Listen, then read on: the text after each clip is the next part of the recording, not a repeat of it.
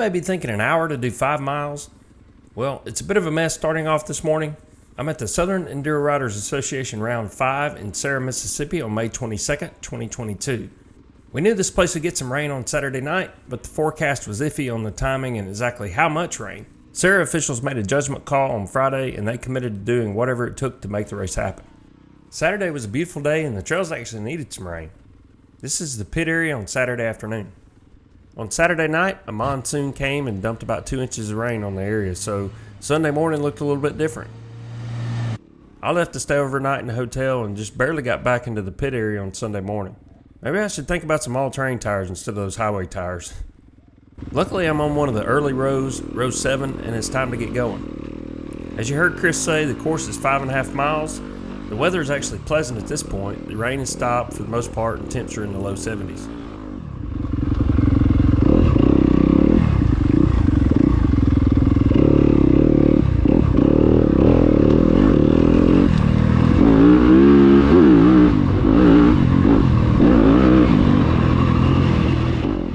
They say mud is the great equalizer, and I'm not really bothered by riding in slippery conditions.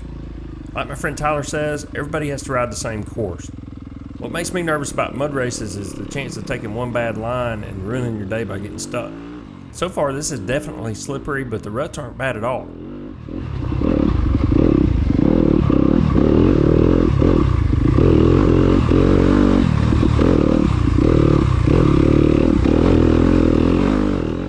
This is a modified Sprint Enduro format. If you're not familiar, Sprint Enduros are a race against the clock. Riders are organized in rows of 4 and sent out one at a time, 15 seconds apart. In today's race, we only have one test, and for my class, we'll run that test 3 times.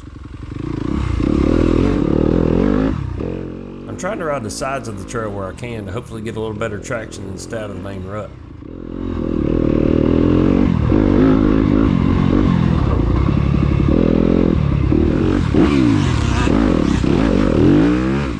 There's Hunter Hickenbotham. Thank you, sir.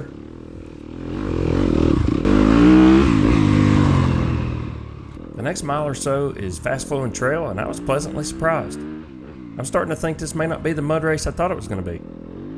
This section had good traction, and it was a lot of fun.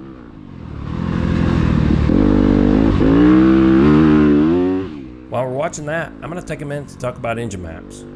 If you're not familiar, Yamaha has a very cool engine map programming process where you can modify fuel injection and ignition timing by throttle position and RPM range. On the 2020 and up YZ250FX, this can be done with the smartphone app. I get a lot of questions about maps I use for different conditions like tight single track, wide open fast trails, sandy conditions, slippery, muddy conditions, etc. And the map I use for all these conditions is the Kiefer hard hitting map. Pause the video and take a screenshot if you want to put it into your app. I got this map from the Kiefer Inc. testing website, and that website's a good resource for other maps as well.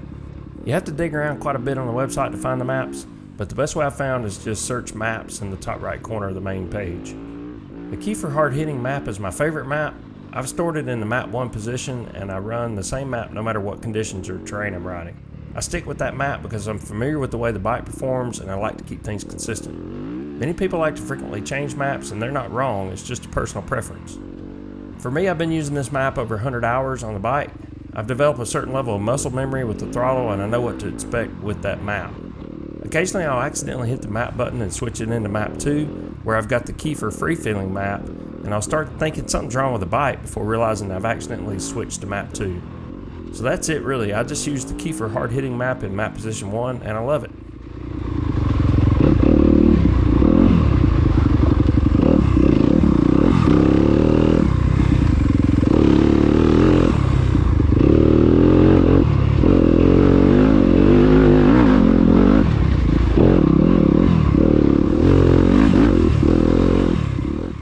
Here comes the payback for that great section. This is a sloppy, muddy downhill with almost no traction.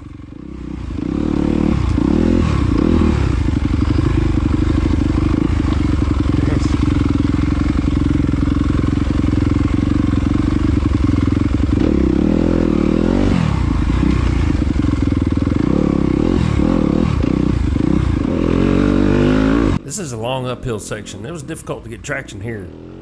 I wouldn't call it a hill climb, it's just a gradual uphill grade, but the previous section got your tires clogged with mud, and there's about 4 inches of wet clay on the surface, so this section gave some folks some trouble throughout the day.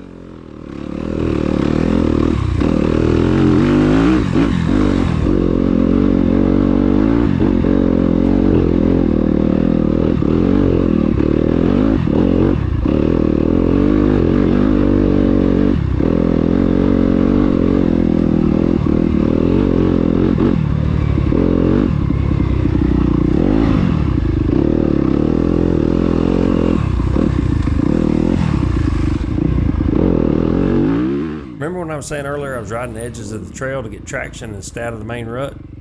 Well, that bit me here. When I fell over on the embankment, my left leg was trapped under the bike.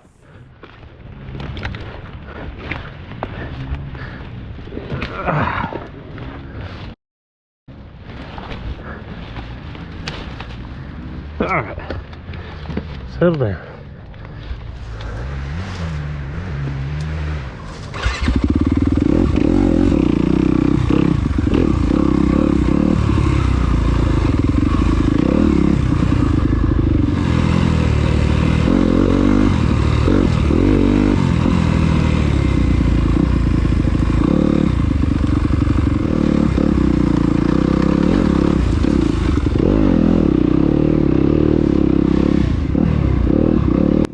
Michael Williams in the A-Light class.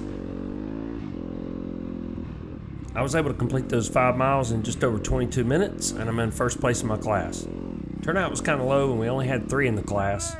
After a break in the pits, it's time for loop 2.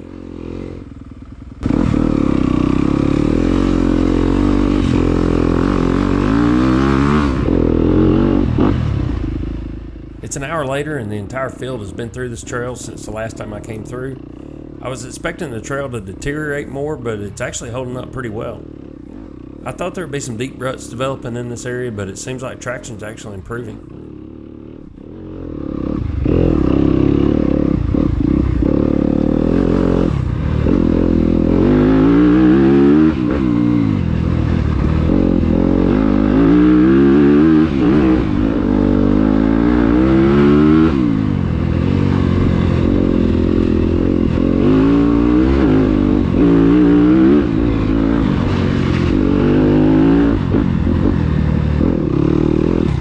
Unfortunately, this muddy downhill's not getting much better. This part sucks.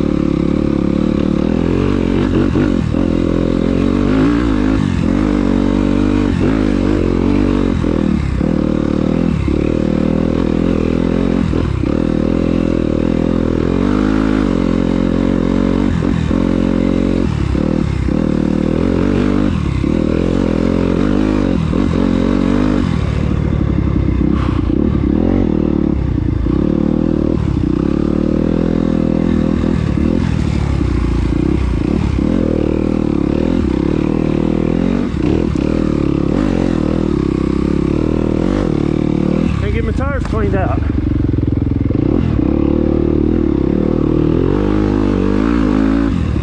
I ride on slicks.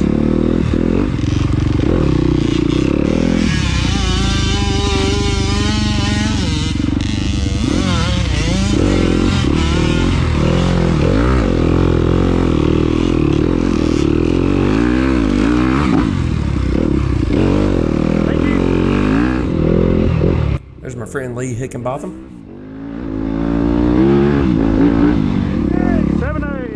After the second loop, I'm still in first with a cumulative time of 44 minutes, 12 seconds. I improved about 30 seconds over my first loop with a time of 21 minutes, 51 seconds. Yeah. Yeah. 7A.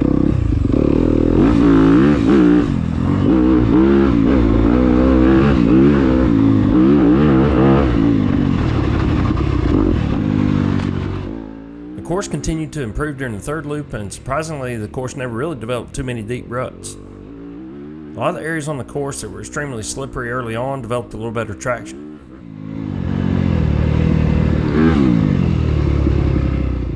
The last loop was my fastest time of the day with a time of 19 minutes 37 seconds. I had a cumulative time of 1 hour 3 minutes 49 seconds. I'm still in second in the season points after missing round 4 in April, but as long as I don't miss too many races, I should be able to stay in contention for the win. Races like this are always memorable when conditions are less than perfect. Having a place to ride and race is a blessing, and as the saying goes, when the going gets tough, the tough get going. When there's inclement weather predicted, there's no shortage of banter and conversations on social media about whether or not the race should be postponed or canceled. Many times when races get postponed or canceled just because of the parking areas, it's not because the riders don't want to race. There's a lot of large trailers and RVs that come to these races, and that's one of the main considerations when race organizers are trying to decide how to handle the threat of rain or bad weather. The Central Mississippi Enduro Team and the Southern Dirt Riders Association, and probably some others that I may not be aware of, they all made sure that this event was a success. They knew parking could be a problem if it rained a lot on Saturday night, and this is one of those situations where the forecast was vague about exactly how much rain there would be. There was a lot of rain, but CMET and SDRA were prepared with tractors to help everybody get out if needed, and they were needed. At the end of the weekend, this is a very memorable race, and after seeing some of the videos of the course, I bet there's a large number of riders out there that wish they hadn't skipped this one. The course was shorter than originally planned, but it turned out great. Huge thanks to Sarah, CMAT, and SDRA for hosting the race, and thanks for all the hard work you guys put in to make the most of the situation. You all did a great job. If you enjoy these race recap videos, please let me and YouTube know that by hitting the like button. That really helps me out. Thanks for watching.